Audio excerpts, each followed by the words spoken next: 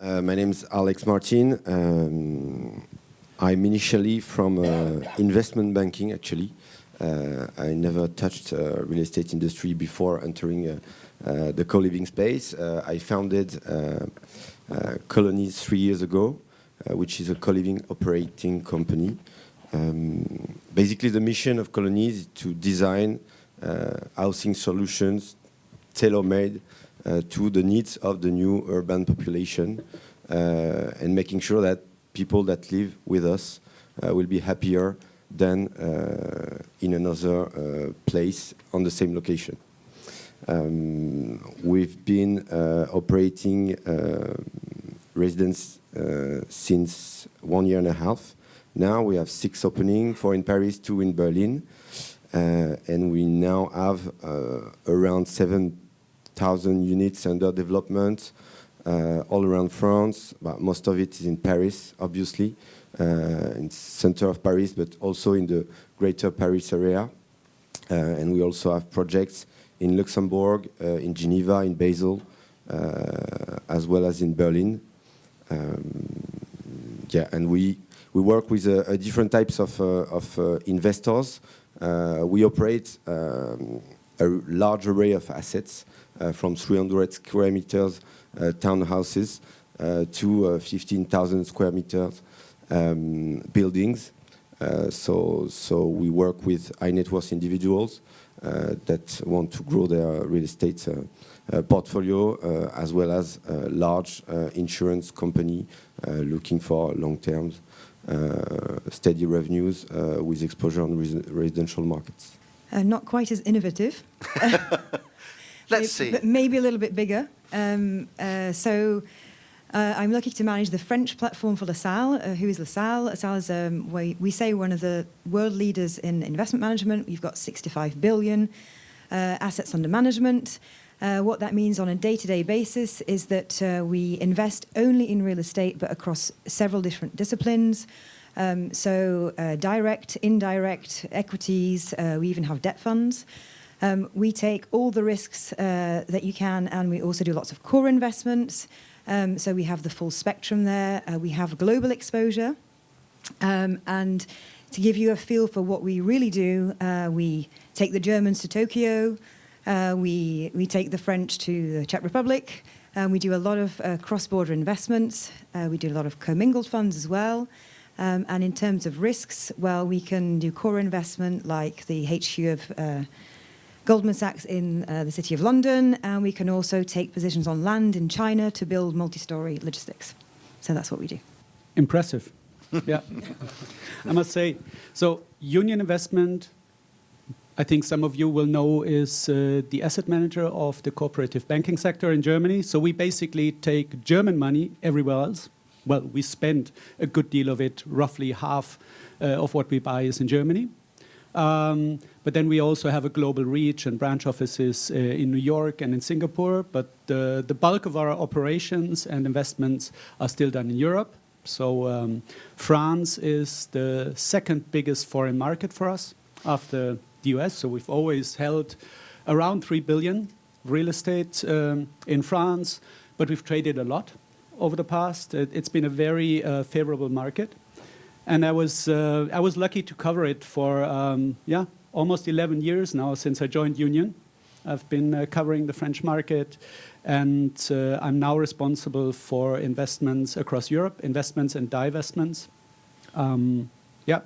So that's what we do, and we'll continue to invest in this country. We have a larger team on the ground. It's actually the biggest foreign team of Union, 15 people in our branch office here in Paris, and that also helps to get deeper into the market. And I think we cover a broader reach of divestment strategies in France than we do anywhere else outside Germany. Okay, great, and also own this building, and thanks very much for hosting it. The second, you're very welcome. The second session that we've done here, and it's a I really like the way that this has been renovated and changed. Yeah. So no, great, thank you, Renaud. Oh, I squeaked. Good morning, everyone. Helaba is a German balance sheet lender. We're a commercial bank. We are based in Frankfurt. We have 3 business lines. One is commercial financing real estate. The other one is financing private companies, and the third one is financing municipalities. The size of the bank is about 160 billion. The equity size is about 9 billion. The bank is quite stable, and we are a bit of a conservative bank. I run the French team. We have 3 billion euros of loans in France, mostly offices. I mean, very much following the market, explained by Larry. This year has been quite successful, like I think most of us. We have done more. We will be doing more than 1 billion euros of new business. That's because partly we have had a lot of repayments, so we had to compensate for the repayments driven by the sales, and we are looking forward to 2020. So I'm Andy Watson from Europa Capital.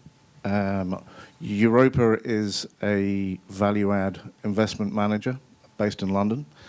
We have an office here in Paris, which I set up about 18 months ago.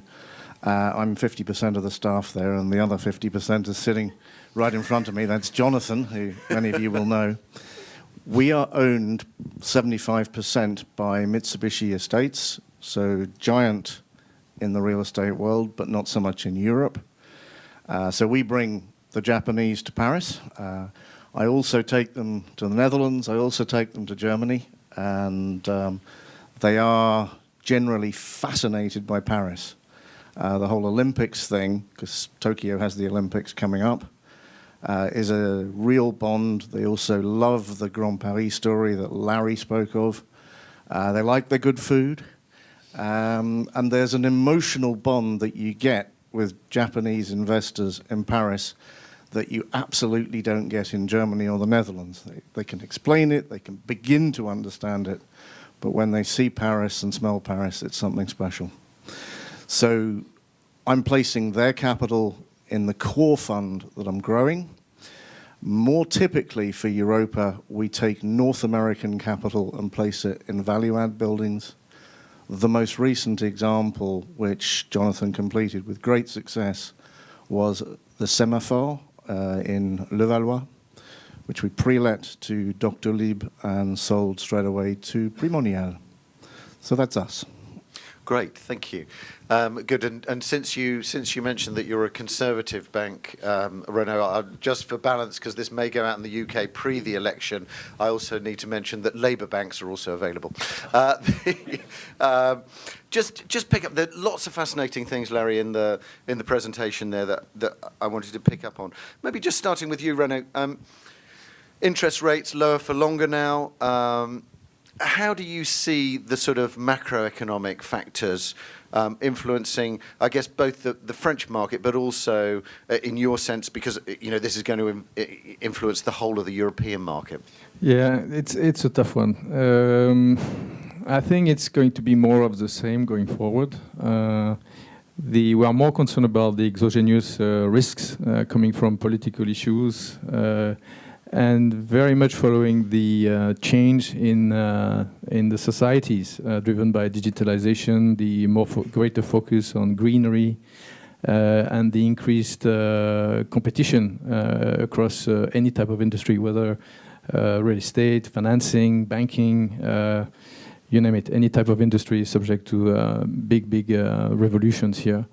We think the interest rate environment is going to be relatively stable going forward, but we have to step back a bit. I'm sure everyone realizes that it's only the Eurozone and Japan and Sweden and Switzerland which are in a negative interest rate environment. The UK, the US are in a positive environment. The risk premiums, like I think Larry's slides explain, on the Eurozone is quite favorable, and assuming Eurozone rates stay the same, there is no reason why the risk premium will change, which will keep on driving interest among investors into real estate greater and greater. But net, this is not going to be sustainable. I don't know whether it's going to happen after 5 years from now. This is a very long time from now. But what is sure is that the banking industry in particular cannot survive in a negative interest rate environment. I think it's going to stay here for a while for reasons we all know, trying to save Europe, the ECB policy, etc., and bringing back growth. But net, the banks, the world needs a stable financial industry. And in Europe, you could argue that this is not too much the case. It is the case in the US, it is the case in Japan, but not so much. In Europe, I think it's a bit of an issue. Okay, good. And if anybody's got any, I'll just set a rule on this, which is that if anybody's got a view they want to give, do just give it. Don't wait for me to do that, and no need to be polite at this stage. I've got one. Andy, there you go. So I think vis-a-vis the macroeconomics, what most of the big investment houses are doing, and I know this goes for LaSalle, is to try and find structural themes like demographics, technology, urbanization, to hang your hat on and try and make an edge in investment performance. So speaking for my house, urbanization is our thing. We do a lot of residential across different countries, and the mantra of the house is to do with migration of population, meaning cities are getting younger, countries are getting older. So people migrate out of the small cities, and this goes for Denmark, as it goes for Germany, as it goes for France, into the big cities. So urbanization is the one where we try and make a little edge in delivering performance. Okay, yeah. I have to comment on that. That was an opening. So, yeah, definitely. It's all about finding new themes, but it's also about staying disciplined. So, the co-living is obviously a subject we're going to be talking about, and it's an alternative that a lot of us are interested in. But when we're looking for higher returns, we have to be very careful about where we're going. So that's why France is such an opportunity for so many investors, because we have these infrastructure projects that Larry spoke of. We have the confidence on the ground. We live the day-to-day in Paris of the reforms and the impact that can have, on our day-to-day lives. But we still have to stay disciplined, and I think that's how we're going to protect ourselves from risks going forward. Okay, good. And Martin, just in terms of, you're obviously looking across Europe. What are some of the, if we look back over a year or something, if we're looking back at 2019, what are some of the bigger changes that you've seen, that you've noticed, either about the French market or about also the European market?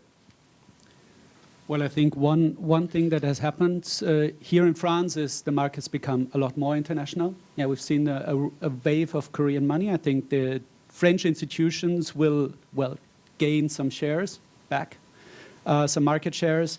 But in general, the market has gotten a lot more international, has certainly seen a Brexit effect.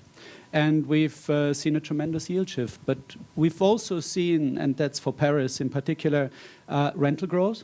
It's been obvious in the CBD with prime rents reaching 900 euros, but even more interesting in fringe locations or the extended CBD that has seen some tremendous rental growth. And we've been able to capture some of that. And I think what is interesting about Paris, it's about transport. Transport and public transport is a big thing in the city, but it's also a city with clear borders.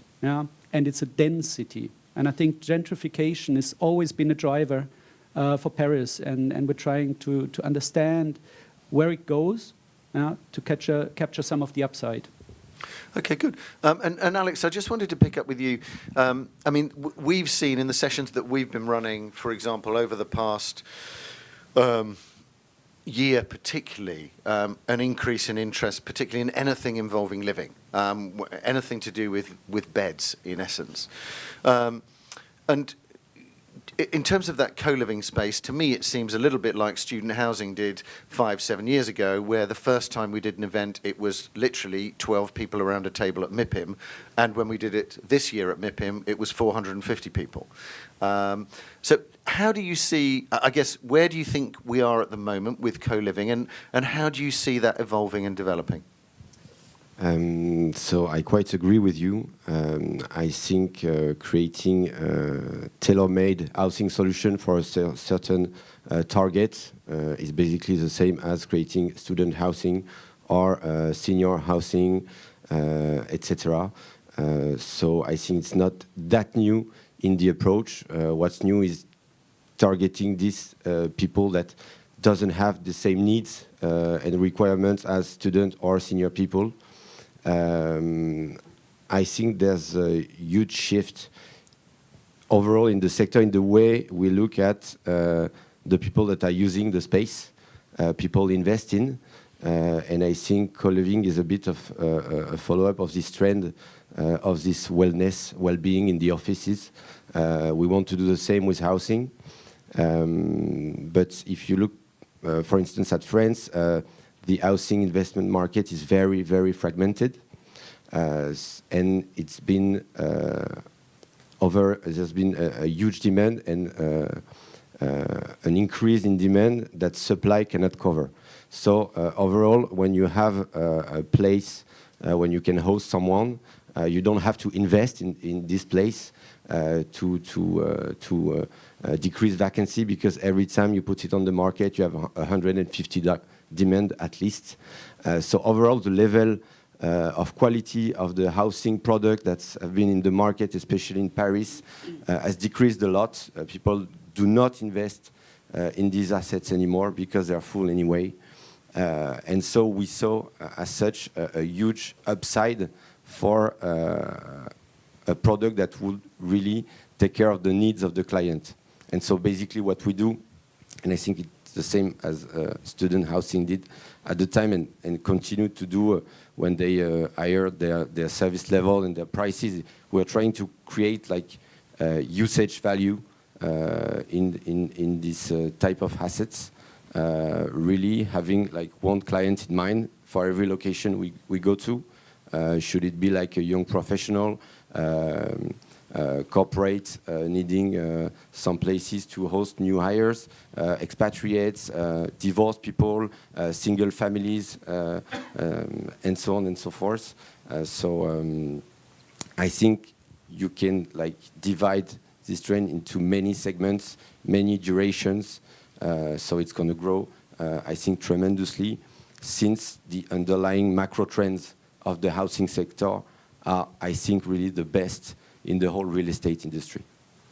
And do you think that there was that the demand was there, but there just wasn't a product to meet that? So it was latent demand in a way that it was there, but nobody had come up with a product, and so people weren't aware of it. Is that what's driving it? Because presumably people would have found other places to live. So the way we looked at it initially was that there has been a shift in the demand for shared housing.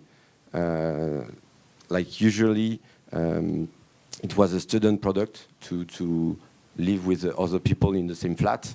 And there's been a switch 3 to 5 years ago. There were more people working, sharing flats in Paris than people studying. And the average age of the occupants of a shared place has risen to 29 years old. So it's quite older than a student average age. And what we saw that it's people that earn money, can afford to have their proper place, but choose to live with other people. It's not the same, for instance, in Paris compared to New York. You can find a studio in Paris. You cannot find a studio in New York. It doesn't exist. It's, I think, 5% of the housing stock. In Paris, it's 30%. So you have the choice in Paris, and the more the demand grow, it was a real choice for people to live with others. The problem is that the product available for this kind of use were not existing. So it's large flats, not designed for this, where at 30 years old, you don't want to share a bathroom, you don't want to share a small kitchen. So we needed to adapt a new product to this demand that was already existing, actually. okay, interesting. But I think co-living has always been around. I remember during my studies sharing a flat in Berlin with a couple of friends. I mean, that's also co-living. It's just become an institutional product and a commercial product with a better marketing, catering to certain individual groups. But in the end, I think it's all about people wanting to mingle with other people. And some others might just prefer to live in a small flat by themselves on 12 square meters. So that's... It's always been around in Berlin. Yeah. Berlin is like the mecca for co-living, and no coincidence that 4 of your buildings are there. Two. But is the flight to quality not the theme that we see in all the sectors? I mean, when Larry showed his future supply slide on the office market in Paris, I mean, there's so much limited new supply. And I mean, we've done a lot of value-add investments recently, and we've seen the rental growth come through in our buildings and in other buildings, and it's now that tenants are saying, hey, we want to be in really good space, and we're willing to pay for that.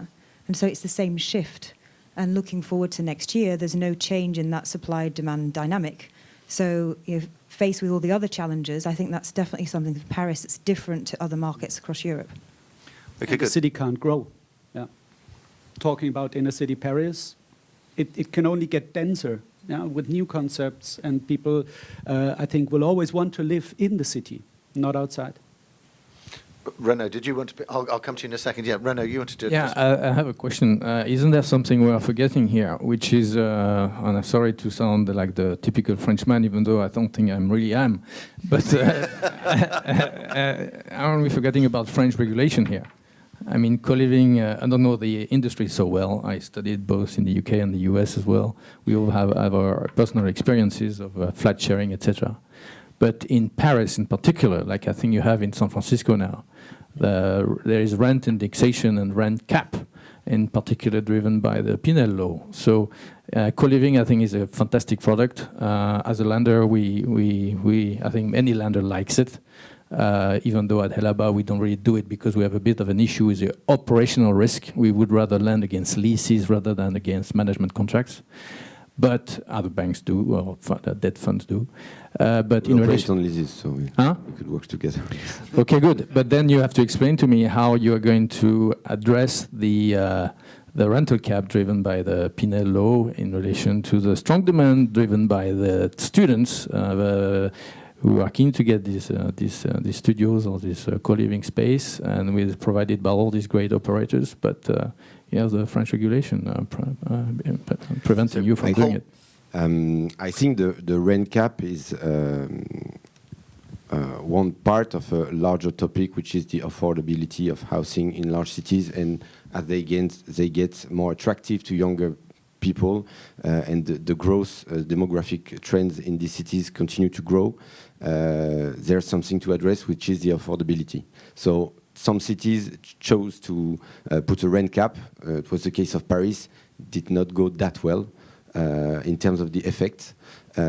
Some other cities, that's what the mayors of Hamburg, for instance, think. I think it's really the new position also of the French government with the new law that's currently being passed, is that we have to grow demand easier, the supply easier, so that we can lower this difference between demand growth and supply growth. Our position regarding whatever can be done to lower the cost of living is a great thing, I think, for everyone, even for us. And we are not trying to get the cost of living higher and higher and higher. What we do is basically do a trade-off. So it's not about the price per square meter, it's about how you set the spaces. So if you live with us, you're going to pay the same price as 25 to 30 square meter apartment. But the point is you have less space for yourself and more shared with other people. That's how we create value. So, you know, it's just about putting the space differently to raise the value and the perceived value of the asset to the client, which results also in more rent because we add also services to it. And rent caps cannot cap the price we make people pay on services if they want to. If they want golden toilets, we can put golden toilets and we'll make them pay for it. There's an extra fee for golden toilet. Yeah, for instance, no, but it's a crazy example, but it means as long as people are ready to pay for it and they want extra services, we can create value out of this while respecting the rent caps. We are working currently with a social housing institution in France doing social co-living. So it's possible at every level of rent. Then you just add the layer of services required by the tenant. So the most high-profile rent cap across Europe is in Berlin, obviously. Came in June. Special Berlin dynamic at work there, which is that 85% of the stock is leased. So guess what? You put a cap on that, it's a vote winner. And it's a shameless short short-term piece of policy to win votes. And there's a fantastic English expression for this, which is snake oil. So snake oil is a remedy to a disease that actually does the opposite. So what's happened in Berlin since June is that developer after developer has taken his building permit off the table. So there's no way I'm going to build that. So that's a very extreme example that's out there at the moment.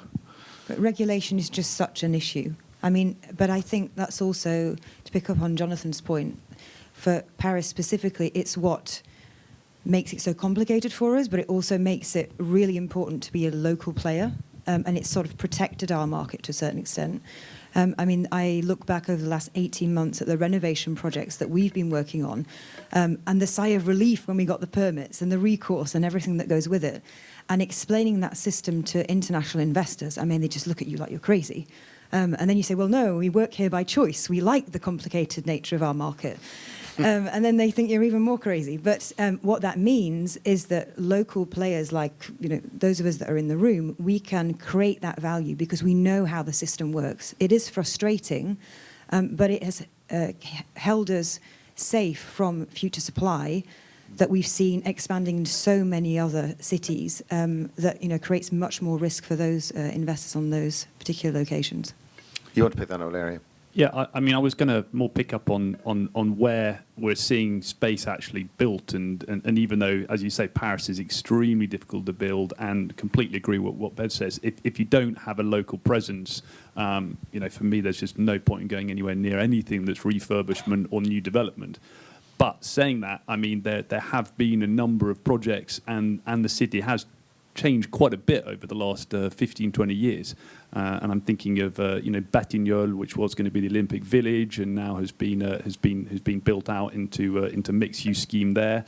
We mentioned the Olympic Village that's going to come. You go to the left bank, and every time I go there, they're finishing another part over the railway tracks in the former Zakriv Gauche and Austerlitz part. So, I mean, I think. You need to have local knowledge. You need to know the system, know the planning system, know, of course, the mayors, not just in the local arrondissement, but also the town as well. But I think when all those boxes are ticked, you are seeing some good quality stock coming through. And when it does come through, there's just such a massive premium because so much of the rest of the stock is so poor. Okay, good. Yeah, but you can also compare Paris, for instance, to Berlin, and the cities are so different. I think Paris has always been and will always be an investor-friendly city, and French are always good on infrastructure. You can't really say that for Berlin. Airport. And the political issue about Tax. rent controls, I think there's just no real way to run up against it. It's a city that was once, as the slogan says, poor but sexy. Now it's still poor. Is it sexy for investors to invest in such a highly regulated residential market? I think it's going to scare people away. And I think Paris has always been good at attracting foreign capital and makes a big difference, I think. Okay, good. But I think there's a scale as well. I mean, Berlin is a small city compared to Paris. You don't really compare the two in terms of sizes or anything. I mean, Berlin's just been this incredible story from the late 80s until now, and I mean, it looks like that's carrying on a bit, but there are lots of, as you say, lots of questions on it. Whereas for me, Paris, you put it in the same pocket as London and New York, and it's a big, stable, huge city as well. So there's interesting dynamics with the two.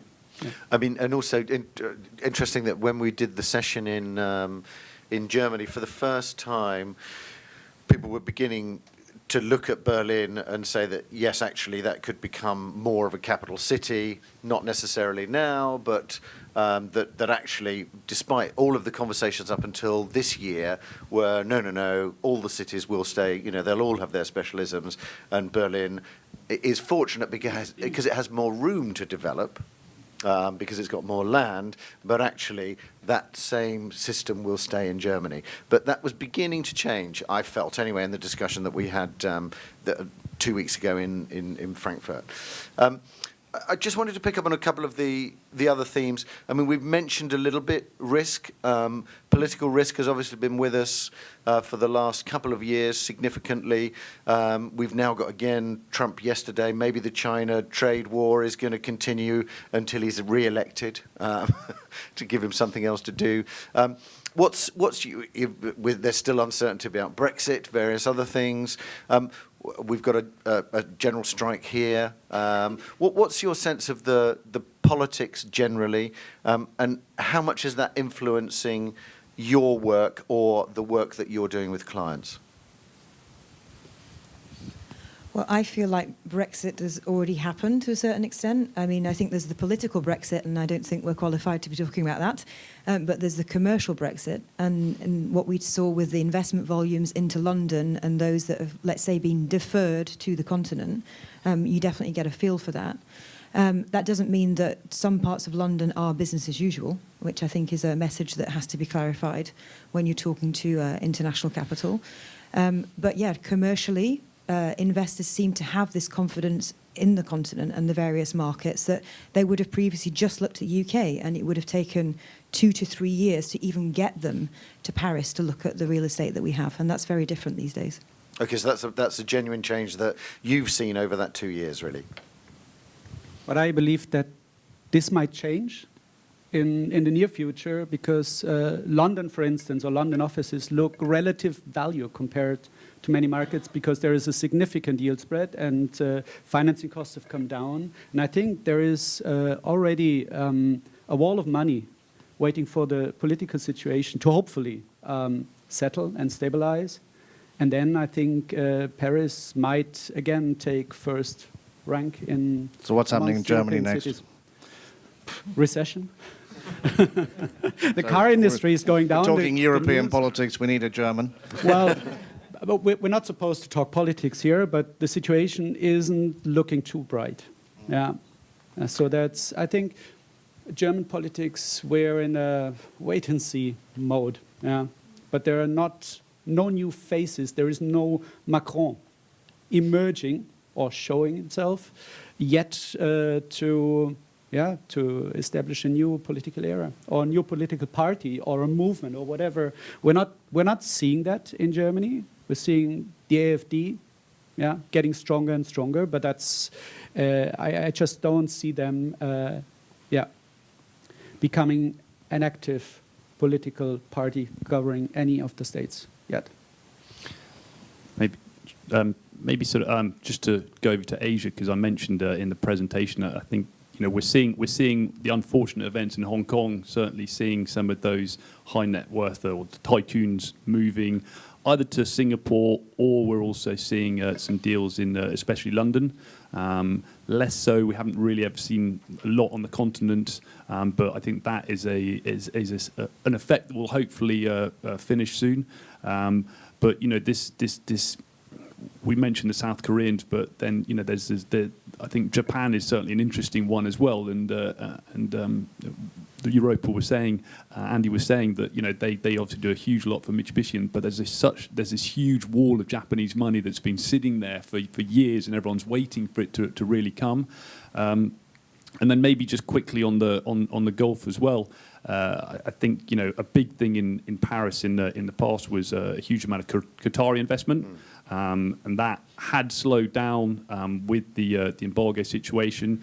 Even though that's still there, I think things are softening up a bit, and so we're potentially seeing a bit more Qatari capital looking again in Paris, and Saudi is a huge story as well.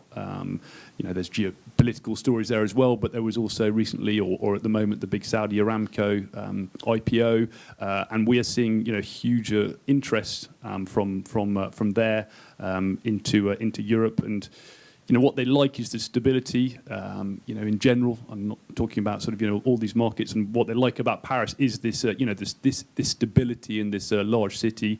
And generally the whole, the Gilets jaunes, the strikes and everything that's happened here, we haven't seen a huge slowdown because of these things. There's a huge amount of other positive things behind that. I'd just like to share with the room a pithy email I got from Japan on the Gilets jaunes subject.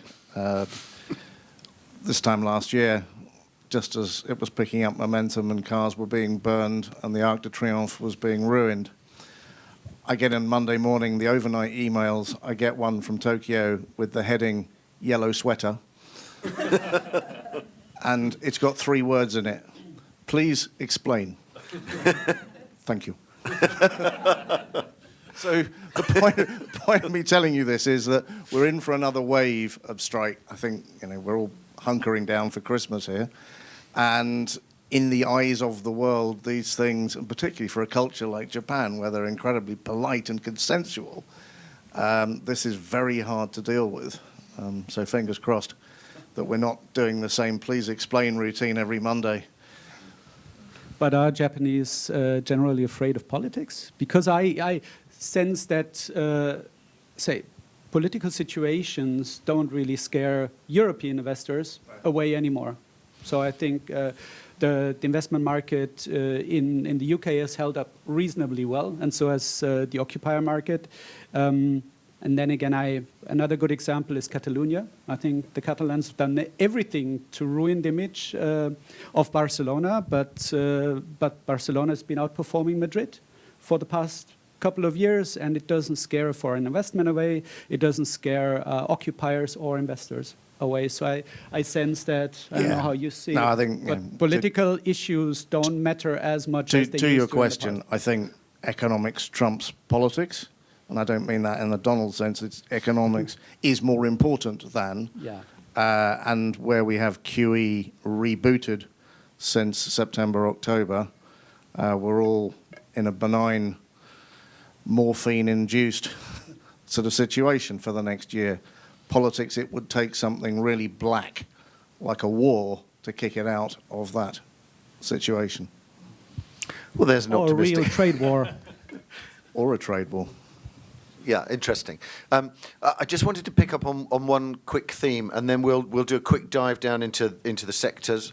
But certainly, for example, last year we did maybe one session on. So in 2018 we did one session on sustainability. In 2019 we did our first session on well-being, wellness, well-building, and winning cities. And then probably by the time we got to Expo Real, around 4 of the topics were all around that ESG wellness side, which indicates that that's either becoming a more significant trend. I mean, I know, for example, Union had been, focused on ESG sustainability for a long time, but my feeling is that that's becoming more important just in general, picking up that theme as well, in terms of wellness that you're talking about, well-being, Alex, as well. What's anybody's view on that? Is that something that's impacting now both the views from the capital as well as from either your guests or your occupiers or your residents? I think it's one of the things that's come together to support the rental growth. So I think that the fact that occupiers are so much more focused on these important topics, and landlords as well. I mean, had it have been a different dynamic, I mean, in France, when the green annex were introduced to the leases, we all knew it would be a fight to get the data from the tenants because they just weren't interested.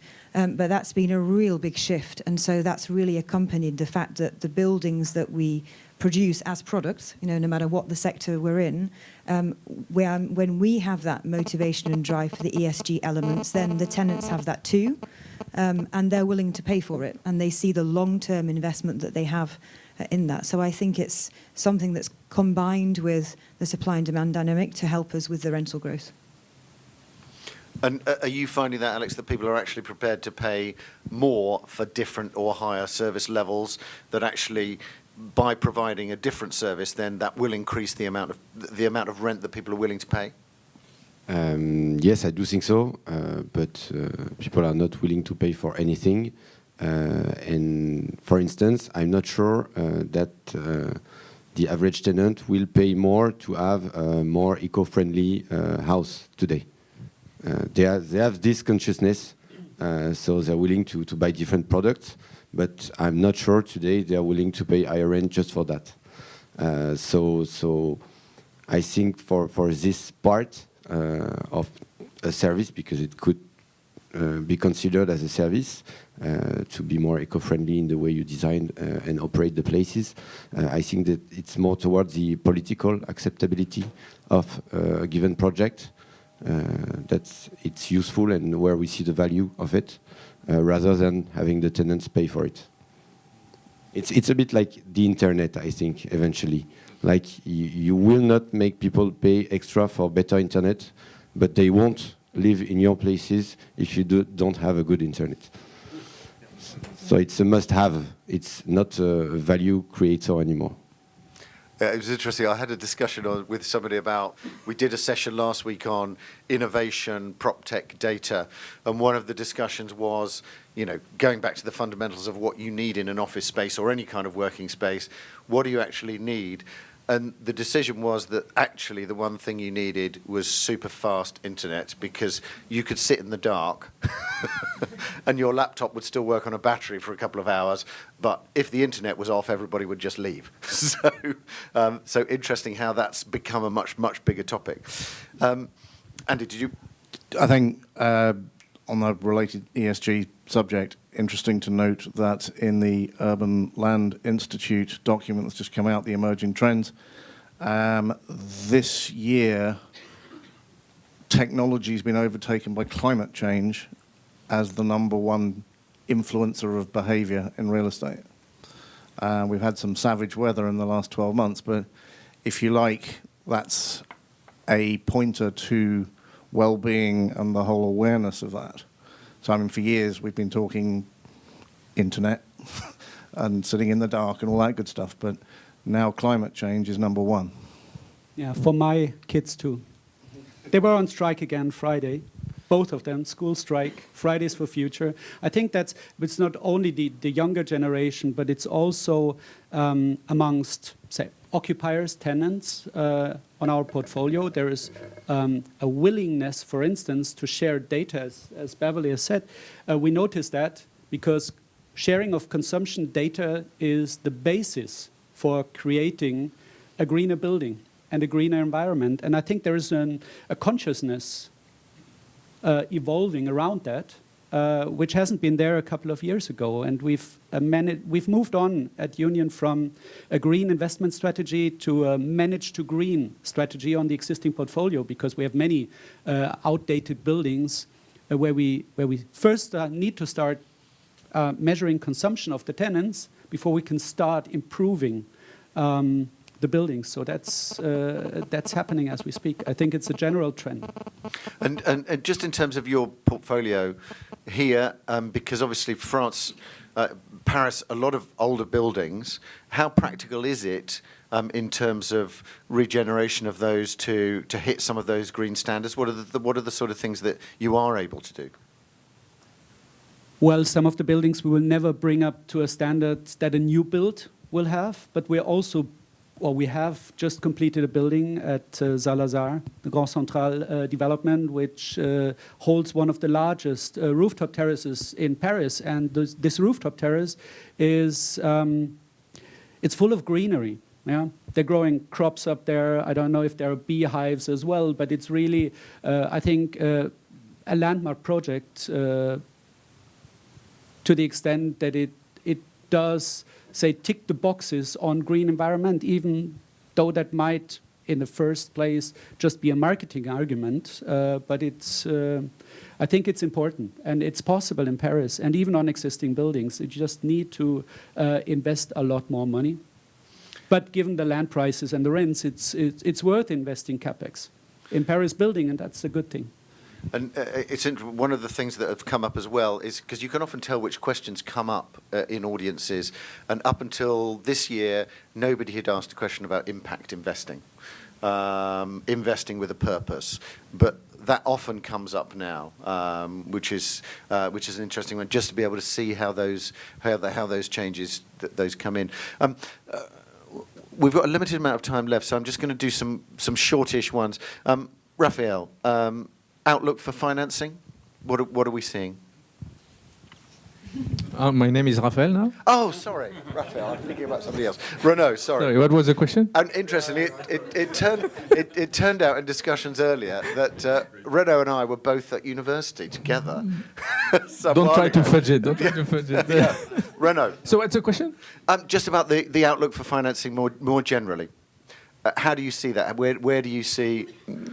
I think it's quite not worrisome. The senior lenders are kind of conservative, have a bit of a conservative approach with 60%, 55 to 60% LTV, 5 to 7 year.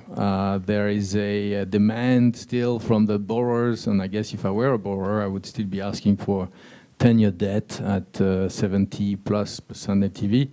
You won't get it from Helaba, you won't get it from most of the commercial lenders. You would have to tranche your debt and ask to a balance sheet commercial lender like ourselves, and then complement it with a debt fund or a junior or a mezzanine fund. But so the big questions among banks right now is whether on average, the market is at 50%, 55% LTV. Whether the 55% LTV of today is the 80% LTV of 5 years from now.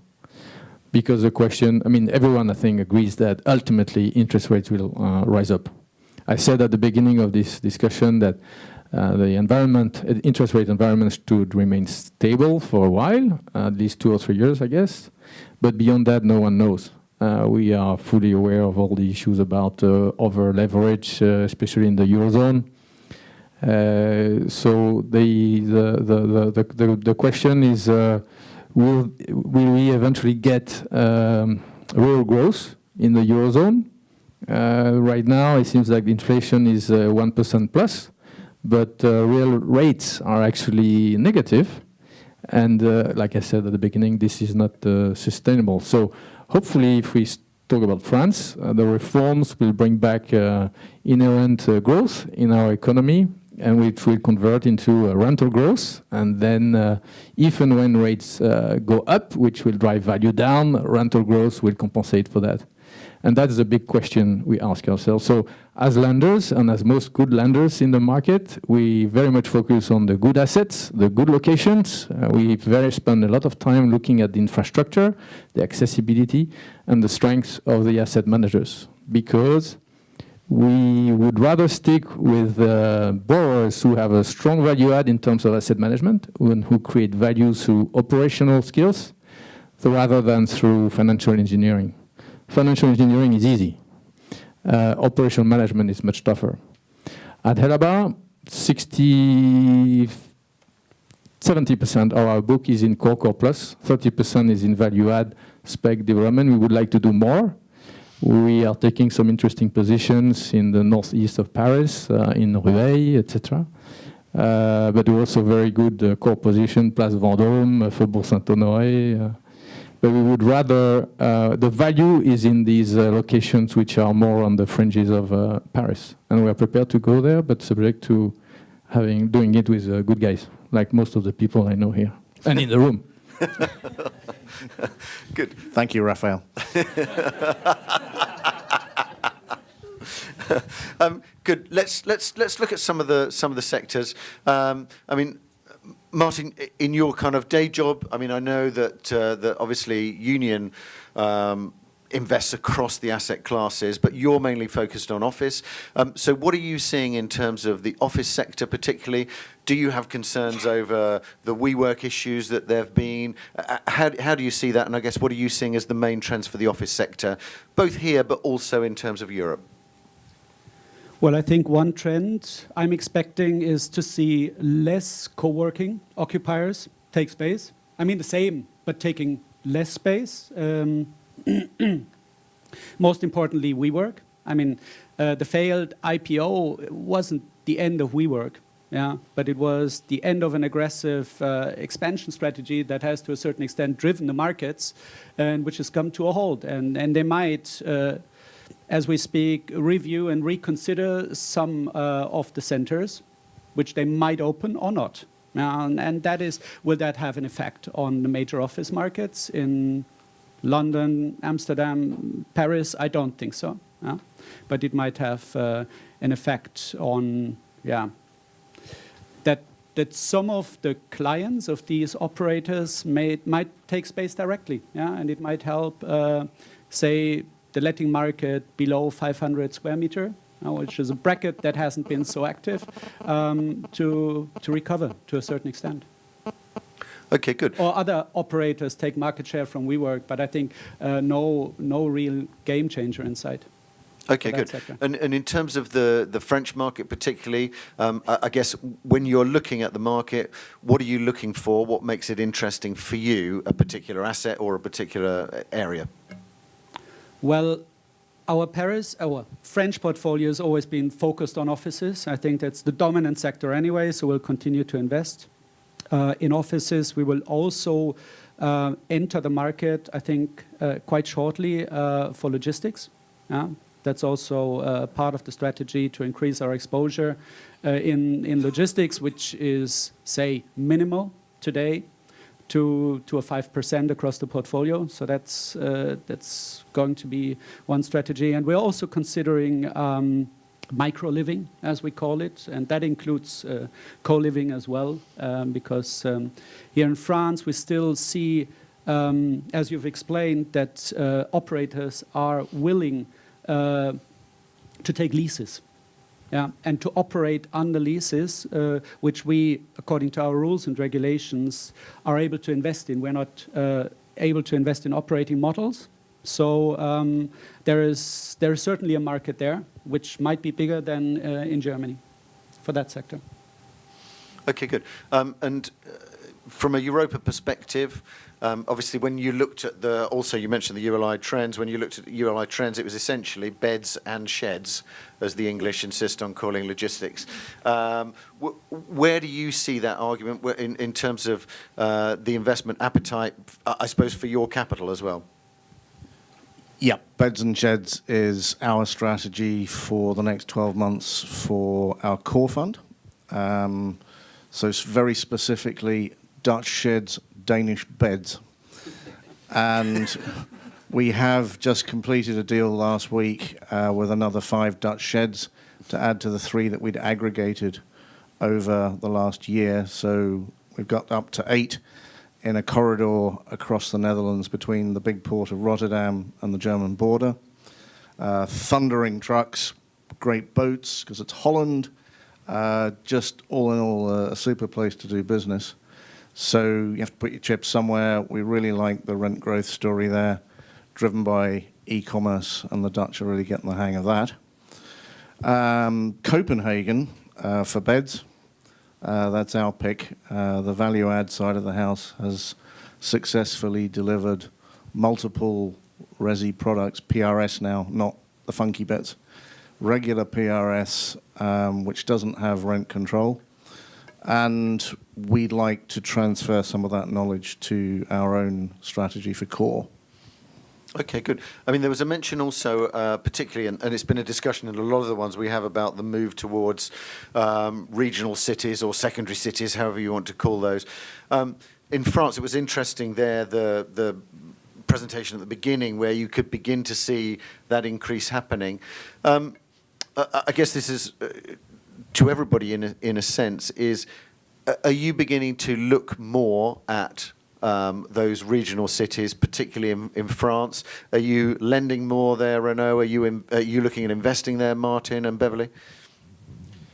As a lender, we're actually exposed to the regions. We finance Bev in Strasbourg. We are doing VEFA, big shopping center in Lille. That's Lillenium, which is coming to market in April. Yes, Andy? Oh. And we have done other stuff in Toulouse. We have been looking at Marseille. So yes, we look into the regions. We love to do more in the regions. We follow the market. We are lenders. We are not the drivers of the market. We are facilitators, or we try to be. So we go where you guys go, and we take our risk and calibrate it with the relevant leverage we want to. So. I'd love to do Lyon, but I have this great knack of being second or third. But that's only because we're looking at core products. And I think maybe Larry's a better place to tell us what's happening on the yields there, because I certainly don't understand. But retail is definitely something, and logistics, that takes it outside Paris. I mean, that's it's much more a regional strategy. The Strasbourg Place des Halles that has been referred to is a 40,000 square metre shopping centre. Some people were surprised we took that position at the end of 2017, but it's a city centre shopping centre. It's very dominant. We can do lots of things with it. And we invested in it as a long-term hold. We knew there'd be some capex and lots of work to do, and it's something that's performing well, which comes as a surprise because retail has become so much a tarnished sector. But yeah, much more to be done in the regions of France, I think. And then logistics, well, it's a difficult one to explain, again, to international investors. This split between motorway logistics and urban logistics is a difficult one to draw a line on. We've just done an urban logistics deal, but that was close to Paris. And the motorway network in France, I mean, it's second to none. I mean, it's really areas that you can invest in if the product is there. But the yields are looking dangerously close to the ones that we'd find in Germany these days. So on that, I will pass to somebody else. And maybe in terms of yields, as you say, the core office yields in the likes of Lyon or the core logistics yields are at levels that that really extremely low. I think the latest deals in Lyon are around the sort of 3.5 mark, and logistics 4.25. So those are levels that we've never seen before, and I think the question is, where's that going to go? But I think in terms of regional cities, even though, like I said before, the Paris still is 60-70% of investment volumes, 30% of GDP. It's such a huge dominant city. I've often been surprised that there hasn't been that much international investors outside, really, I'd say, the French and the Germans and the kind of global investment managers looking at these big cities, because there's a huge amount of positive trends there. They've all got excellent, generally excellent train networks, very sort of dense city centres, small Parises, and usually stable and stable rental growth. Or gentle rental growth, not very sort of strong rental growth, but when there's recessions, not big rental drops as well. I guess some of the main issues has always been the investment volumes. You can't find that many deals over 20, 30, 40 million euros, and the global capital's looking for bigger deals. So, I mean, retail-wise, I was at MAPIC recently with Richard. 8,000 people there. Once again, Reed Midem managed to deliver the same numbers, but boy, were they not the same 8,000. Retail is repurposing itself all the time, so it has turned into a mini logistics conference. So for the first time, people like Panattoni and Mount Park had big stands where a third of their tenants are retailers. The mixed-use thing was front and center, and even the retail word, the R word, is a bit of a dirty word. So I'm with the Urban Land Institute, co-chair of the Retail Council. Only I'm not allowed to call it that. It's the Retail and Entertainment Council. So everybody's reinventing themselves in the retail world, and I think it's the next big thing. I really do. Retail recovery funds, give it 2 years, and it's going to be the place to make money. I'd say back at MIPIM as well. The two real buzzwords were the things where people were talking about were when should we get back into the UK, and when should we get back into retail. I think those were the big themes of investors, and it's neither without challenges or dangers, but there are some people who are going to make a lot of money from both of them. And I think the sentiment, what I feel, is rather sooner than later for London and retail, because you constantly compare it to other asset classes. And looking at logistics, for example, the yield shift on logistics is one thing when you're talking about single assets. But on portfolios, if you want to gain scale, the premiums are just ridiculous. So there's certainly relative value in retail, and relative value in London too, because the market fundamentals are there. It's just a matter of the political situation to clear up. Yeah, scale's the thing. So if you look at the core property index for Europe, only 3% of that index is residential. 30% of that index is retail. So there's a lot of it in institutional hands, and it's the scale that's going to make it the opportunity. And it isn't. I mean, so the front cover of Living Retail magazine has basically, it's about leisure. You know, that's Play Power, who've brought together a whole series of different brands under one roof because that's now part of retail. And dark kitchens are now part of retail discussions. There's all kinds of things that are now fitting within that. And interestingly, the ICSC in Europe has split away from the ICSC in the States and will no longer be called the International Council of Shopping Centres, but will be called something else to be announced by the beginning of January. But we'll also be looking much more at retail within urban centres, within placemaking, within how that influences cities. So it's changing entirely how that's going to be perceived, which is interesting. Let's just start with you, Larry. If these good people had to invest, where should they invest? So what are your top tips for everybody looking at 2020 and beyond? Hang on, do we have to pay him for the answer? You don't. Yes. It can be deferred. So just talking about France or talking about Europe? You can make a choice. You can either give me one for Europe and one for France, or you can just stick to one or the other. That's up to you. Okay, one for France. I think I'd still go for value add office, well situated in Paris. And I know it's not particularly exciting, but you know you're still seeing it's still such a huge amount of the investment volume. There's still such a poor level of stock, and there are these huge infrastructure projects. Plus, the Brexit effect, and even on the infrastructure projects, they're going to. What's interesting is they're going to transform good existing markets like La Défense, like Boulogne, like markets that are already there and existing. So I'd say anything that is poor quality but good fundamentals. A nice kind of 1930s building in central Paris, even though it feels extremely expensive, I'd still certainly look at that in terms of France. Outside France, something we haven't mentioned much, Central and Eastern Europe. I think there's been some interesting trends. Got a colleague from Poland here, actually, so I might as well talk about Warsaw.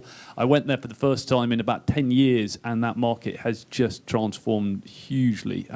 All the office towers that have been built there. There was a worry of oversupply, but with very strong GDP, there's been a lot of proper Polish industrial and international big companies coming in and taking up the office.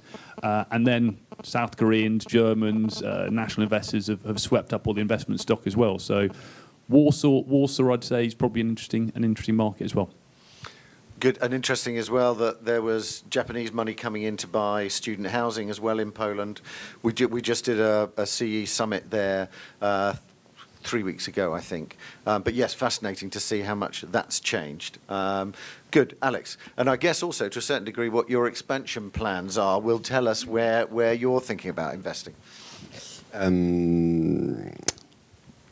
I think that what's currently happening in Paris in terms of transportation infrastructure is maybe one of the largest transformation we'll see for such a city in quite some time, and I think it's being the largest transformation of Paris since what the Baron Haussmann did with what we currently know of Paris. So I think it creates a huge amount of opportunities. Of course, there will be areas that will win from this, and some that we will win a bit less. Sorry, but I think there's a huge opportunity there. I think residential overall. Of course, it's my playground, so I'm full for it. But it's what I've been dealing with quite some time, and I think it's the steadiest market regarding fundamentals. There's a lot of value to be created in all these areas, suburban areas that are coming up. A lot while I think the risk is very limited. And just regarding these new types of product we're developing, I think from an investor standpoint, there's also a lot of value to be created in the short term, because we are still seen as risky plays, because we don't have the track record required to attract these very long-term, low-yield investors. But this is changing. We're seeing the cap rates of the operation we're in lowering bit by bit over each month. Each operation has a lower cap rate at the same location. So there's a lot of value to be created as well, arbitrating those over a short period of time, waiting for the market to lower the perception of the risk related to the operators of such a sector. And regarding the expansion, that's what I was saying earlier, but we are trying a lot of different small assets just to test demand in every market, and we're going a bit of everywhere. And what we see is every time we open something, we're completely amazed by the level of demand and the prices people are willing to pay for assets. Really, to just talk about our business model and our margin, we're targeting from 15 to 20% EBIT margin on the operations we do. We haven't done a single operation operating at less than 25% EBIT so far. So I think everywhere someone lives, there's a need for a special product tailored to them. Yeah. Okay, good. Bev?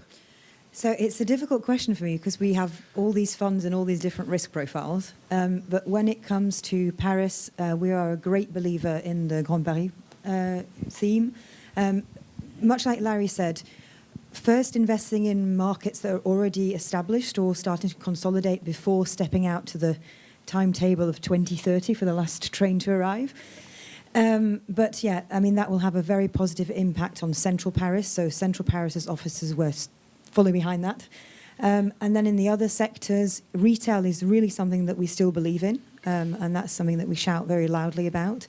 And then logistics is the same. As long as the pricing is right and that the CapEx, you have to spend it, then you do get a return on that investment.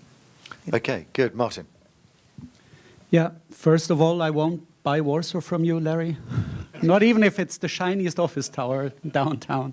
Don't worry, we've got other buyers. Well, the market hasn't been too kind to us as a long-term investor. There's value in it, but more for development, I guess. I would rather buy your 1930s office building in a good location in Paris at a low rent level with a capex requirement and at an eye-watering yield. Yeah, but we've always found value in such buildings and locations. And yeah, privately, maybe a flat in the 10th arrondissement to capture some capital value growth and maybe a place to live sometime in the future. Yeah, and professionally, maybe London's next, who knows? Okay, good. Renaud? As a lender, I would support any of the things which you guys do. For a small price. Here we go again. If I had a fund, I would do two things. I would invest massively into student housing. I think in Paris, this is going to boom at last. This has been talked about for the past 20 years, but I think the timing is right. And also, I would have another pocket allocated to senior living in relation to the aging of the population. Again, this has been highlighted as much smarter investors than me, like Ruggieri, founder of Batipar many years ago, decades ago. But I would really go into that in a big way. And I would leverage from the pile of money in the French industry, French economy. We haven't had a chance to talk about that, but the French are big savers. So are the Germans, by the way. There are a lot of pocket of savings to recycle through vehicles, which have to be structured, SCPIs or whatever you call it, OPCI, etc., to invest in these two asset classes. What else did I want to say? Yes, we haven't spoken about the weight of liquidity of the market, and also another point, which I guess you guys, when you talk to your sponsors, are exposed to, is most of the sponsors are actually looking into increasing their exposure to real estate in a major way. I heard through Explore Real in particular that right now the average level is 8% of their allocation is to real estate, and they are much talking about increasing it to 12%. If you convert that into real hard money, this is big time money. And finally, I'm French. I love my country. I think we are on the way of big restructuring in France. We are world champion in soccer, and if we didn't have these gilets jaunes guys and the strikes we have, think about it. We would also be world champion, I think, in the developed world. So, invest in France and finance with Helaba. and get out before the city and the whole country shuts down tomorrow. So much has been said. So I think the idea is that I'm going to do a joint venture with Bev. We're going to buy from Martin, have Larry as the broker, and borrow money from Raphael. And What stay- about Alex? And Yeah. invest in co-living. Yeah, come on. Yeah, I'll stay in Versailles whilst I'm doing it. So I think our answer, one core side, one value add side. The value add side is very much the 1930s Paris office building with lowish rents. Exactly that. That's good. So I can't buy from you. The core bit is beds and sheds, also for France, and specifically beds in Lyon. We might come second too, but that's very much a focus, hopefully with a bit of mixed use, nice retail on the ground floor. And sheds down the Dorsal. That would be our pick.